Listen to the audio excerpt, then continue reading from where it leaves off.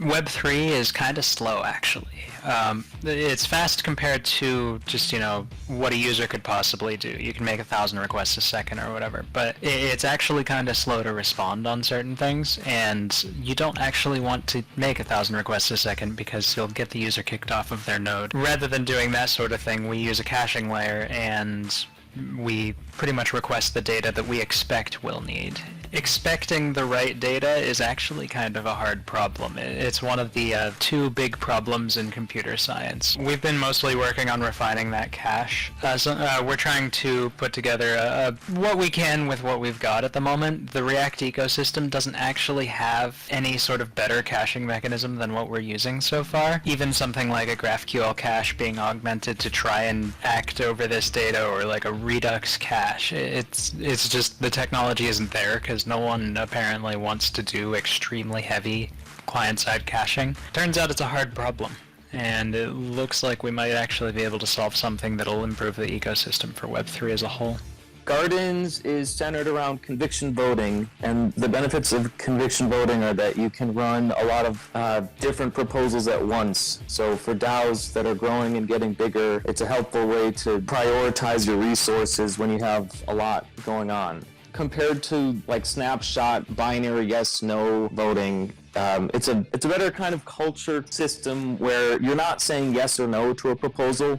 You're either supporting a proposal or you're not supporting a proposal. And if proposals are proposed that do not meet the covenant, then there's Celeste, which is the decentralized jury. If you see a proposal that you don't like get passed in conviction voting, then you can dispute it. It'll go to Celeste.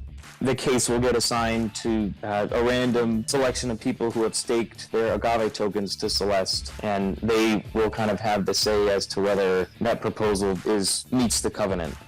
Yeah, so we had the stake vote, and we got overwhelming support, looks like, from the stake community, so it looks like it'll pass later today, and that's $500,000 in stake incentives. The idea is that the entire xdai community try to drum up a significant portion of stake incentives with matched rewards to do more of an ecosystem type reward system rather than just Agave doing this solo by ourselves. I know we're researching upgrading the oracles in some way so that we can do LP token collateral. We had a discussion with Chainlink, and they informed us that as long as we are not developing like novel oracles that duplicate their oracle set, so since they don't provide an oracle for LP tokens, we are free to develop our own, and they will not stand in our way for that. So that's some news from that follows up to the last AMA.